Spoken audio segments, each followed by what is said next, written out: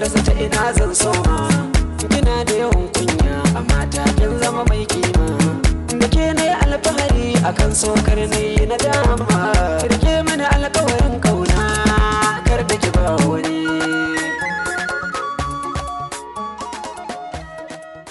Bismillahirrahmanirrahim. Mai sauraro Assalamu alaikum wa rahmatullah. Barkanmu da sake kasancewa a cikin wani sabon shirin na taskar masoya, inda muke karanta muku littafin laifin ɓoye wallafar Aisha ɗan Sabo. Ganin me yasa ya sallamu wannan hajiyar tare da waɗannan 'yan matan ya ba su umarnin shigewa ciki, yanayin shigarsu da tafiyarsu kadai zai shaida maka cewa cikakkun 'yan bariki ne. Bayan shigewarsu ne minista ya dube mu bayan mun gaisa cikin aminci da mutunci. Muka sake shaida masa cewar mu ne dai masu neman a bamu kwangilolin nan da sanata ya shaida masa. Daga lokacin ya fara shaida mana tsarin su shi da sanata. Na inda muna son wannan kwangilar dole ne sai mun cika sharaɗan da zamu samu. Sharaɗi na farko ko dai su yi lalata da mu, sannan a yi signing contract ɗin, ko kuma mu amince za mu dinga kawo musu abokanan harka maza da mata domin su rika hutawa da su. Idan kuma har ba mu amince da hakan ba, to sai dai mu haƙura da wannan kwangilar, wanda hakan na nufin za mu yi asarar riba ta miliyoyin kuɗi ba kaɗan ba. Sai dai nan take na shaidawa minista ba mu aminta da wannan sharuɗa ba, sai dariyar da ya yi da kuma kashedin da ya biyo baya ne ya sa muka aminta da shi da kuma dukkanin abin da ya bukata, domin shaida mana ya yi cewa tun da ya fallasa asirinsa dole mu zaɓi ɗaya a cikin biyun nan da ya lissafo mana. Bijirewa hakan kuwa yana nufin toshewar dukkan wata kafa da za mu iya samun kwangi ko da ko ta taro ce. Hakan ya daga hankalinmu sosai. Ba tare da dogon nazari ba muka aminta da kudirinsa na biyu, wato mu dinga kawo musu mata da kuma matasa suna holewa da su. Cikin tsananin tashin hankali shushu ya kalli mahaifin nasa, tuni ya fara jin kansa na sarawa, wannan wace irin kazamar sana'a ce haka. Sai dai Alhaji Shu'aibu ya katse tunanin Shurem din ta hanyar ci gaba da magana yana faɗin, Shurem, ba mu baro gurin minista ba sai da muka tabbatar masa da cewa mun amince da kudirinsa. Adamu shine ya sake bawa minista tabbacin cewar a cikin sati biyu zai ga manyan kaya. Na san a lokuta da dama kana jin idan ina waya ina yawan cewa an samu manyan kaya, to ba kaya nake nufi irin na business ɗina da ka sani ba. A lokuta da dama manyan kayan da nake faɗi suna nufin mata da kuma matasa. Tun daga lokacin muka zama tamkar masu safarar 'yan mata da matasa, muna raba su hotel-hotel ga manyan ƙasan nan. Mu kuma muna samun manyan kuɗaɗe da kwangiloli na ban mamaki. Kafin ka ce haka mun zama manyan kawalai, kuɗi ko ta ina muke samu. Duk wata kwangila da za ta fito daga jiha ko ƙasa mu ne a kan gaba. Tunda muka fara wannan harkar Shirem ban taɓa sa wa zuciyata zan iya lalata da 'ya mace ba. Hasali ma idan aka kawo su ba kasafai na kan buƙaci ganin su ba. Sai dai mu ba da umarni a rarraba su bayan mun tabbatar da kayayyakin sun wanku, za kuma a yaba da su matuka. Alhaji Adamu shine mutum da azal ya fara fadawa kansa. Wata rana an kawo mana manyan kaya masu matukar kyau da daukar hankali, waɗanda idan mutum bai yi da gaske ba to tabbas shedan zai iya yin nasara a kansa. Lokacin da aka ba su kaya domin gyara su kamar yadda ake yi kafin a yi postin masanatocinmu da ministocinmu, shedan ya yi nasara a kansa har ya keta mutuncin ɗaya daga cikin wacce take sabuwa ce ba a taɓa yin komai da ita ba. Kasancewar yawancin kayan da ake bukata sun fi son sababbi fil a ledar su. Tun daga lokacin Adamu ya fara harka, duk kayan da za a kawo masa zai ɗauki ɗaya daga ciki, sai dai bai taɓa sha'awar neman jinsinsa ba, sai dai mata. Sannan a hankali kasancewarsa abokin tafiya, amini kuma abokin harka, yasa yau da gobe yake kwadaitar da ni irin daɗin zumar da yake lasa. Tun ina masa faɗa har na daina na fara sha'awar nema illa shigar ɗin zumar da yake kwadaitar da ni. Wata rana nima an kawo wasu 'yan mata kyawawa, sai dai irin gogaggun yaran nan ne da idanuwansu ya buɗe da harkar sosai. Ɗaya daga cikinsu da kanta ta yi sha'awar kasancewa da ni. Adamu ta tunkara da maganar domin shine nasu. A lokacin ya sanar da ita nisan bana wannan harkar, sai dai da yake an ce mace shaidaniya ce, hakan yasa suka saka min magani a cikin lemo. A wannan rana komai ya faru, a ranar ne kuma na ƙara sanin wata 'ya mace bayan matata. Yanayin da ta tafi da ni ya ƙara jefa ni cikin wani hali. Daga ranar shedan ya ci gaba da jan ragamar mu, da zarar an kawo mata sai mun huta da su kafin mu aika da su inda ya kamata. Sosai suke ba mu haɗin kai, kasancewar mu masu arziki, komai na jin daɗin rayuwa muna tanadar musu. Sai dai ba mu taɓa sha'awar kusantar jinsin mu na maza ba, sai dai idan mun nemo su mu raba su ga su ministoci da manyan ƙasa. ko kaɗan ban taɓa buɗe wata ƙofa ko kaɗan ba da Kubra za ta gane ina mu'amala da wasu matan ba, sai dai an ce rana dubu ta ɓarawo rana ɗaya ta mai kaya. Sai gashi tsayin shekaru muna sheƙe ayarmu tare da kawar da hankalin mutanen da muke da harkar business wacce a ɓoye harkar da muke gudanarwa ya fi komai kawo mana arziki. Wallahi Shuraim, wannan ƙasar tamu lalacewarta ya wuce inda kake tunani. Manyan sun ɓaci ta yadda ko aiki kake nema ko ƙarin girma ko wani mukami mai tsoka sai ka bi hanyar lalata ko fasadi kafin su baka dama ka kai inda kake so. Sai dai wanda Allah ya tsallakar da kuma wanda bai biye wa son zuciya da kuma kwaɗayin tara abin duniya ba.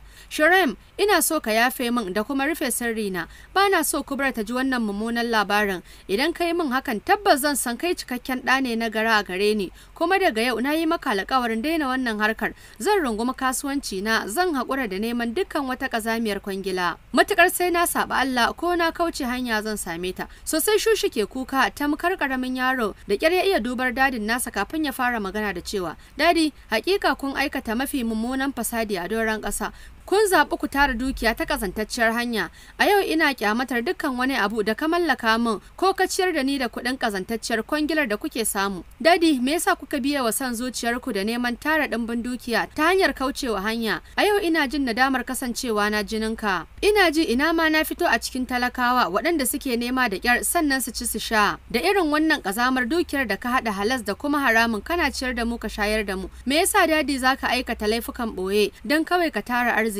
Dadi, ina mai bakin cikin kasancewa ta jininka wallahi. Ka sani cewa wannan abin da kuke aikatawa za ku bar mana mummunan tabo ne wanda ba zai taba gogewa ba. Idan ni ban tona asirinka ba to tabbas Allah zai tona maka asiri. Alhaji Shu'aibu gaba ɗaya ya gama muzanta a gaban ɗan nasa. Ji yake yi tamkar ya ga cewa komai cikin mafarki yake kasancewa ba da gaske ba. Sai dai muryar Shuraim ne ya dawo da shi hayyacinsa jin yana faɗin, Dadi, ina so na yi maka nasiha da ka sadaukar da dukkan wata dukiya taka wacce ka tara shi ta wannan harkar, ka yi gaggawar sadaukar da su domin tsarkake dukiyarka ta halali. Ka rungumi dukiyarka ta halal ka ci gaba da juya ta, ko da kuwa hakan na nufin karayar arzikinka ne a gare ka. Dukkan wata kadara da ka san ka bani a cikin wannan kazamar dukiyar da ka tara ka janye ta daga gare ni dadi. Yana kaiwa nan yayi gaggawar tashi zuwa bedroom ɗinsa yayin da ya rufe kofar da karfin gaske. Fadawa gade yana kuka sosai, ya san yana son mahaifinsa amma ya zama dole ne ya juya masa baya. Hakan kadai shine zai sa ya Duda ya kuma tuba daga wannan mummunan fasadin da suke aikatawa.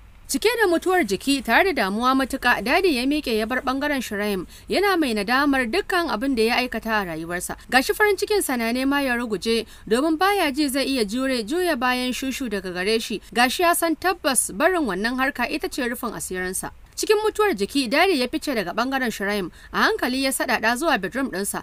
Har zuwa wannan lokacin Hajiya Kubra baccinta take shararawa, kwanciya yayi tare da raba jikin nata. Idanuwansa a rufe suke ruf yayin da zuciyarsa ke cike da tunani da damuwa. Baya jin a daren yau zai iya rintsawa sam, hakan ya sa shi tunanin miƙewa ya ɗauro alwala. Sallah yayi yana addu'ar Allah ya yafe masa, ya kuma ba shi ikon nesanta kansa daga mummunan laifukan da suke aikatawa na ɓoye. Misalin karfe 9 na safe, iyalan gidan ne zaune a dainin suna kalaci. Yusra wacce ke sanye cikin shigar riga da wando na bacci wanda ya yi mata matukar kyau domin ita ɗin kyakkyawa ce sawun farko. Kowa ya yi nisa cikin cin abincinsa, Shushu ne kaɗai har zuwa lokacin bai shigo ba.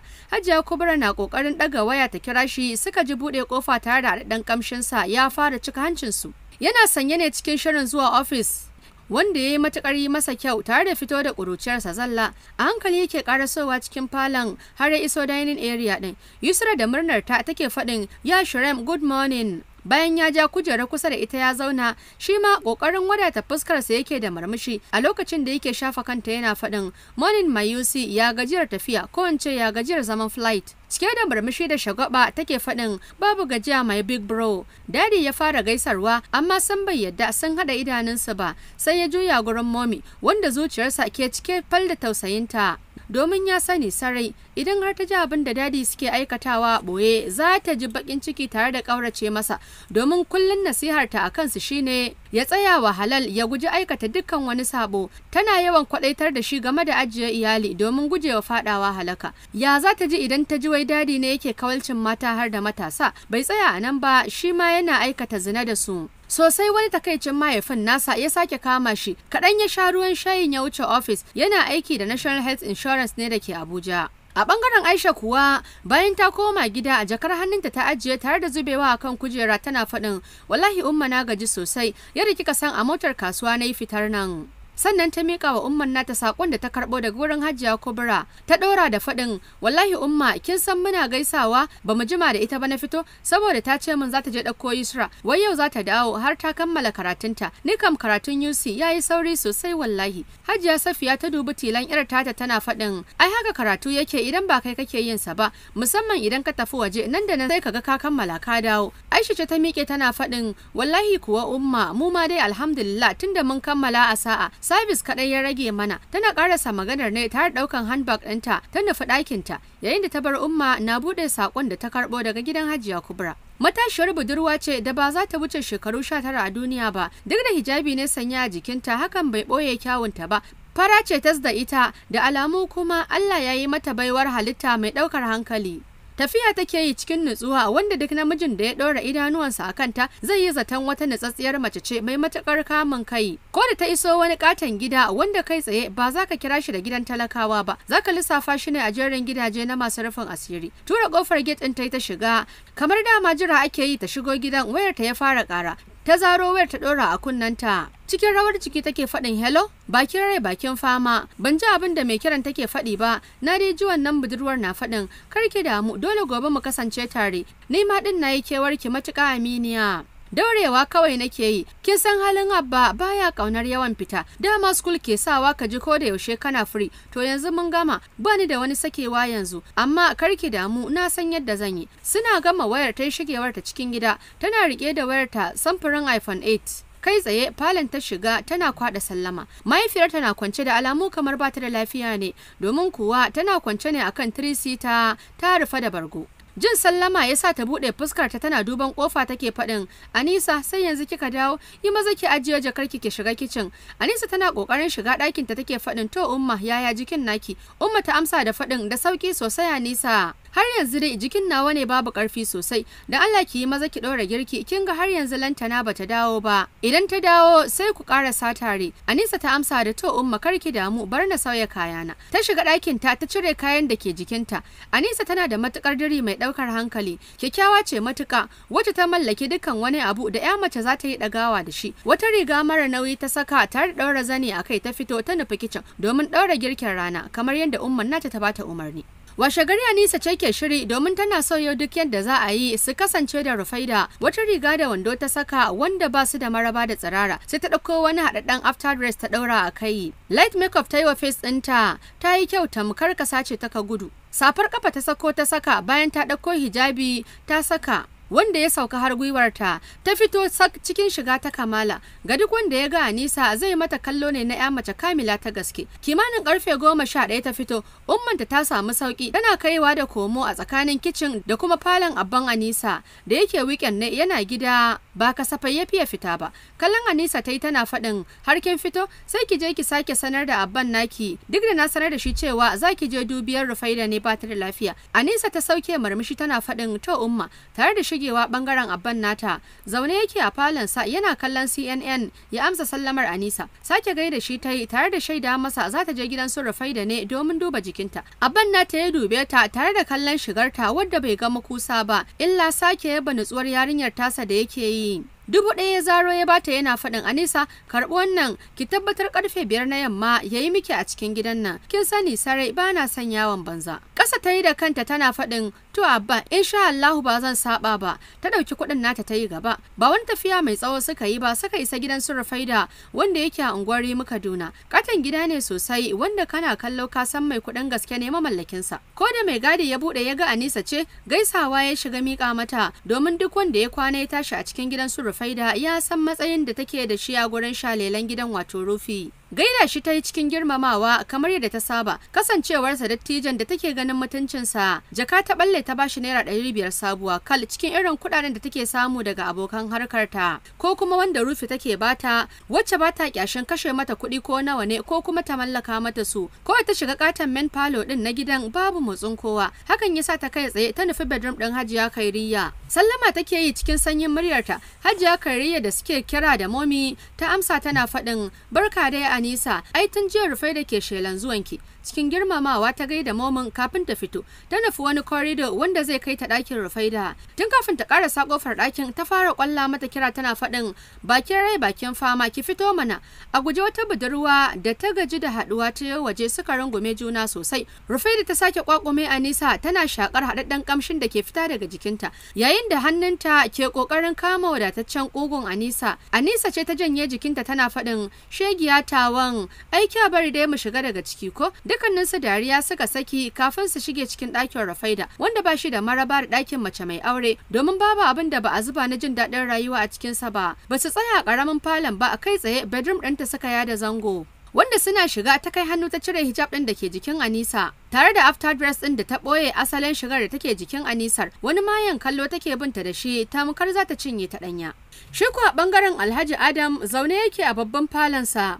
Gefensa kuwa matarsa ce Hajiya Safiya. Wayarsa ce ta ɗauki ƙara sai ta ɗauka ta miƙa masa. Ya ɗauka ya kara a kunnensa. Alhaji Shu'aibu ne, hakan ya sa shi ƙoƙarin miƙewa ya nufi hanyar bedroom ɗinsa domin keɓewa. Daga ɓangaren Alhaji Shu'aibu kuwa ya sanar da Alhaji Adam ɗin cewa gashi nan bisa hanya yana son su tattauna magana ne akan abin da ya faru. Hakan ya sa Alhaji Adam ɗin sanar da shi cewa su haɗu a gidan gonar Alhaji Adam ɗin domin ko kaɗan baya son su tattauna matsalar a gidansa. Cikin sauri ya ɗauki hula da makullin motarsa bayan ya sake feshe jikinsa da turare ya fito yana duban Hajiya Safiya yake faɗin Umman Aisha zan je gidan gona muna da mitin ne yanzu nan da za mu gabatar yanzu. A dawo lafiya ta yi masa suka fito tare har zuwa babban falon gidan. Aisha ce kwance cikin shigar wata haɗaɗɗiyar gown ɗinta. Ta yi kyau sosai har ta gaji. Ganin abbanta ya fito ne cikin shirin fita ya sa ta miƙe ta iso gare shi. Kai tsaye kanta ta kwantar a kafaɗinsa tana faɗin Abba fita za ka yi yanzu da nake shirin zuwa yi maka hira. Shafa kanta yayi yana faɗin Aisha mitin gare mu yanzu haka su dadinki Alhaji Shu'aibu suna can suna jira na. Shagwabe fuska ta yi tana faɗin shikenan Abba a dawo lafiya ni ma zuwa an jima nake so in je gurin Yusra ka san jiya ta dawo gara in je a kwance tsaraba da ni. Murmushi yayi yana faɗin good girl to a dawo lafiya haka ya fice abinsa. Ita kuwa Aisha ta nufi ɗakinta domin ta ƙara gyara jikinta domin zuwa gurin Yusra. A can gidan gona Alhaji Shu'aibu da Alhaji Adam ne zaune suna hira akan abin da ya shafi harkokin business ɗinsu na shigo da kayan gini da motoci da sauransu da ƙasashen ƙetare. Kafin daga bisani Alhaji Shu'aibu ya duba Alhaji Adam yake faɗin wato Adamu duk inda nake tunanin Shushu zai fahimce ni abin ya ci tara. Hasali ma tsanata nake hangowa daga idanuwansa ƙarara. Hakika na yi nadamar aikata laifin ɓoye. Gashi yanzu na tara dukiya sai dai a sanadiyar tonon asirinmu Shushu yana nema ya juya mun baya. Alhaji Adam ne ya nisa ya furta ka kwantar da hankalinka Shu'aibu Shuraim ba zai taba iya juya maka baya ba ka sani duk dan kwarai dole ne ya ji zafin abin da muke aikatawa amma ina tabbatar maka da cewa zai sako. Alhaji Shu'aibu ne ya karɓi magana yana cewa to Allah ya sa hakan ni yanzu abin da nake so ka sani shine babu ni babu dukkan wata harkar da muke yi a da ba zan ci gaba da amsar dukkan wata kazamar kwangila ba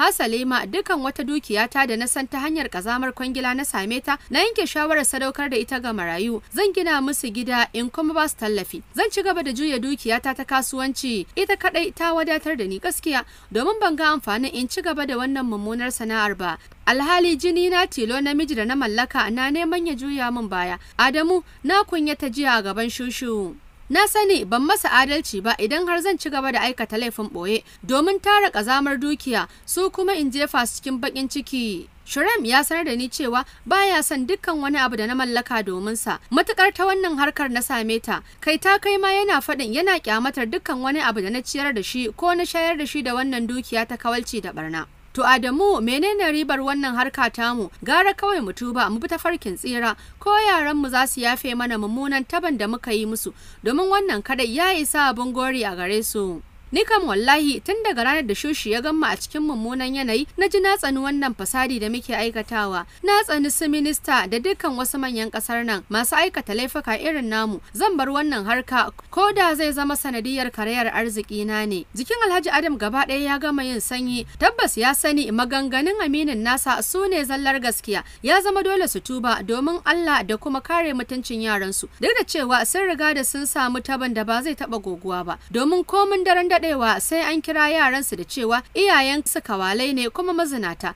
tur da biye wa son zuciyar da suka yi a baya. Sun dade sosai suna tattauna yadda za su bullo wasu minista domin su rabu da su lafiya, da kuma yadda za su gina gidajen marayu da dukiyar da suka tara da wannan harka tasu. Daga ƙarshe suka watse, kowannensu direba ya ja shi zuwa gida domin hutawa cikin iyalansa. Mai sauraro, bari mu dakata a nan sai ka biyo mu a shiri na gaba.